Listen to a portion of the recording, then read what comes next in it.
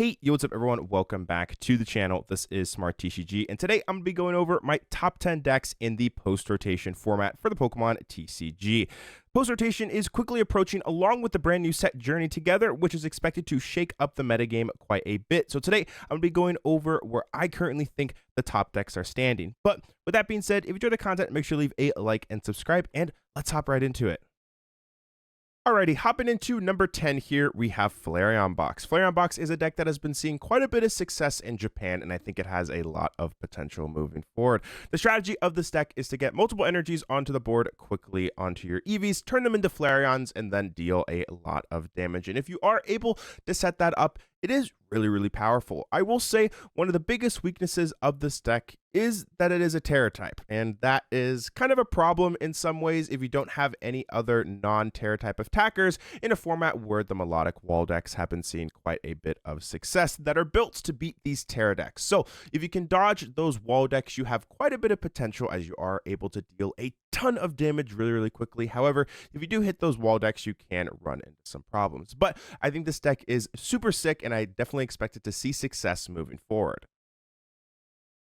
Next up here, we have Blissey. Blissey is another deck that has been seeing quite a bit of success in Japan, most recently getting second place at the Champions League, and this deck is actually pretty good. So the reason why this deck is good is because it has cards like Melodic and Farigiraf, which do pick up free wins against decks that are not teched against it. However, Blissey just has a bunch of HP. You have ways to heal it as well with cards like Munkidori. You have Hero's Cape 2, just are a giant tanky deck. And there are quite a few slower decks in the format. For example, things like Dragapult, which max out at 200 damage, meaning that if you're playing a deck that doesn't necessarily deal a ton of damage, you're going to run into a lot of issues because Blissey can just continuously heal over and over again, and it can be very difficult to deal with. Overall, I think this deck is actually pretty cool. It can be clunky at times, though. That is one of the problems with this deck. Sometimes this deck just isn't able to function, but if you do get it going, I think it can be really powerful. Alrighty, hopping into number 8 here, we have Dragapult. Dragapult was a deck in the previous format, which was considered to be one of, if not the most powerful decks in the format. But in this format, it's just not the same. The first reason is the loss of consistency. This deck lost some really important setup cards. For example, cards like Rotom, with that instant charge, very important at the very beginning of the game to get your board state stabilized, especially good if you are forced into going first. A lot of decks in the pre-rotation format want to go second, so if you did lose the coin flip and you were forced to go first, you would have access to that Rotom, which was really important. Other critical cards like Luminion as well with that Luminous Sign has rotated out, very important card for the deck. Force Seal Stone as well really made that Arven more of a threat, and also Lance too. Lance, very important card to get your dragon types onto the field. Yes, Jock is kind of a replacement, but it's definitely not as good. So there definitely are some problems with this deck. The other issue as well is the melodic wall decks do very well against you, and there are quite a bit of those decks right now. There are a ton of them. There's so many different types of, wall decks that if you play against a deck that has a melodic, you're going to most likely struggle. So at the moment, things are pretty hostile for this deck. However, it still is fundamentally a very powerful deck. Lots of, comeback potential with cards like Dusknoir, Countercatcher, Iono. So I still think the deck is fundamentally very powerful. It's just not as consistent as it used to be, and I do think its matchup spread is definitely more hostile. But if you are able to get it going and you can dodge those wall decks, you have a lot of potential still.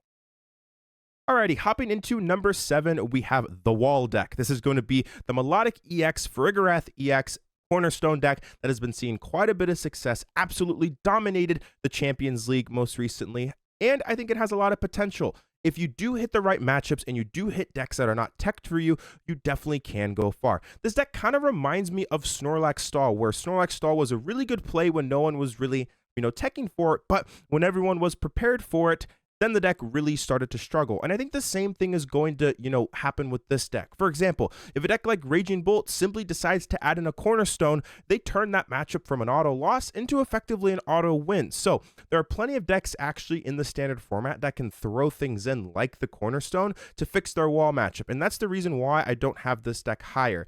Yes, if you play against decks that are not really prepared for you, you are going to have a pretty good time. However, there are plenty of techs that are able to beat this deck pretty consistently, which is one of the problems I have with it. So kind of similar to Snorlax. If you dodge the techs, your deck is really good. However, if you hit people prepared for it, there's a good chance you'll struggle. But it's a pretty good deck.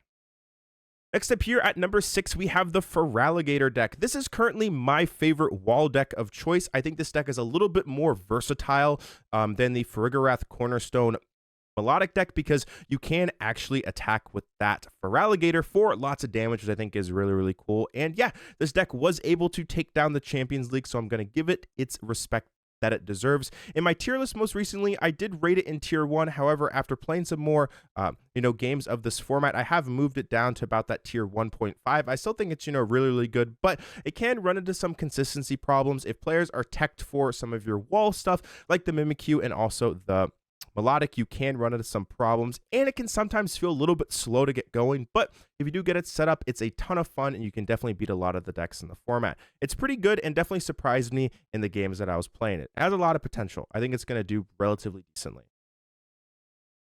Alrighty, coming in at number 5 here, we have Archaladon. Archaladon is a deck that I actually think has a lot of potential in the post-rotation format.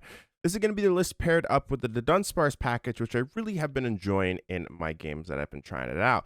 Just has a lot of consistency, being able to draw through your deck, consistently find cards like Boss's Orders and Professor Turo, which are incredibly important for this deck after you get set up. It's fast, relatively consistent as well, which is really important in this format, and I think that it has a pretty decent matchup spread against a lot of the top decks in the format. This deck has been doing relatively well in Japan, and I do expect it to see success moving forward. The one thing that kind of holds this deck back is it is incredibly linear. I would say the majority of people kind of understand the strategy that it's trying to pull off against you, and if there is a deck that is able to one-shot through the Archaladons, like decks like Raging Bolt, you can run into some problems. However, if they aren't able to one-shot this 300 HP tank, it's definitely one of the most powerful decks in the format. Next up here, we have Gholdengo. Now, this is going to be Gholdengo paired up with Dragapult. Now, the reason why you want to play the Gholdengo with the Dragapult is that Dragapult on its own really struggles to the melodic wall decks. However, if you do have Gholdengo EX, you are able to cover that deck. However, if you only play the Gholdengo, you're then going to struggle to Cornerstone. So that's where the Dragapult engine fixes that. So both of these cards kind of covered their weaknesses really, really nice. This is going to be the list that got second place at the Champions League. I think this deck has a lot of potential. Personally, you might want to add in a couple Cypher Maniacs code breakings because I do think that this deck could use it. So I was a little bit surprised to see this deck not actually play that card. But I think the main reason behind that is because you're going to be looking to use cards like your Crispins a little bit more often, so you won't have the opportunity to use your Cypher Maniac. So this deck is kind of a hybrid. It plays a little bit of both. You have the option to hit those big one-shots with the Gholdengo, but, kind of towards the beginning of the game, attacking with Dragapult is actually really powerful because you can take knockouts and set up damage onto their side of the board, which makes it easier for your Gholdengo to take big one-hit KOs towards the end of the game. I think this deck has a lot of potential. I personally like it with the Dragapult a little bit more just because it covers that big weakness in Cornerstone, and Cornerstone is a card that is definitely seeing quite a bit of play right now. So you kind of have to play them both, and I think the deck has a lot of potential when it gets going. Alrighty, hopping into number 3 here, we have Gardevoir. Now, Gardevoir is admittedly a pretty controversial deck right now because a lot of people don't know if the deck is good or completely terrible. I think the deck has a lot of potential. I think the deck is a lot better than some people are saying it is, and I think the big reason as to why it might not be seeing a ton of success over in Japan right now is because people still haven't figured out the perfect way to build it. There are so many different ways that you can build it. Do you want to play it with the Dunsparce engine? Do you want to play it with Zoroark? Do you want to play Heavy Research? Do you want to play Heavy Arven? What A spec should you be playing? There truly are a lot of question marks in trying to figure out this deck, but I do think when someone is able to figure it out, I think this deck has so much potential because its matchup spread is actually really good if you are able to get set up. Your matchup against all of those wall decks pretty much free because you have so many different attackers. Also, one prize attackers, you just have too much, I feel like, versatility. There just isn't really any wall card that can stop everything in this deck, which is really, really nice. Another thing as well is you do pretty good against decks like Dragapult because of that brand new Clefairy, making it so that Dragapult's weakness is Psychic type. So a really cool play that you can do in that matchup is you can use Mewx's Genome Hacking attack to copy their Phantom Dive, deal 400 damage to the active, and knock out a Duskull on their side of the board, which is absolutely crazy. So you have a good matchup, versus those Dragapults. For example, also the other turbo decks as well. There's still going to be turbo decks that exist. We got things like Raging Bolt. We might see maybe some Roaring Moon decks, still exist. Maybe Miraidon, right? There still are going to be decks that are very linear, that attack with, 2 prize attackers. That Drifloon Bravery Charm is incredibly powerful against. So it's just all about getting the deck going. If you can get the deck going, it's really, really good, but that is kind of the big question mark right now. I have been liking the research build. There are truly so many different ways that you can play it, but this is currently a list that I've been testing out that I think has some potential. Its consistency problems still kind of are there, but if you get going, you can definitely be one of the most dominant decks in the format. Coming in at number 2 here, we have Raging Bolt. Raging Bolt is a deck that I personally have really, really enjoyed testing, as I think it has a ton of potential right now. This is going to be the list that I have been working on. It's fast, consistent, does what it needs to do, and I think that that's one of the most important things heading into the very beginning of the format. It does what it's supposed to do. You know what to expect from it. It's not a chaotic deck where the deck runs into, a lot of consistency problems, and you don't necessarily know what to expect every single game. You kind of know what to expect. Having that Noctowl engine provides a lot of needed stability. Your matchup spread overall is pretty good, especially with that cornerstone Ogerpon. You turn pretty much all of the wall matchups into near auto wins with that, which is really, really nice. Having a good matchup against those, a melodic Friggorat decks is really important because that deck's been seeing quite a bit of play. You do pretty good against the majority of the format. I really have been liking this deck, and it is fast and consistent, which at the very beginning of the formats is really important and is definitely a deck that I would consider taking to a major tournament just because I know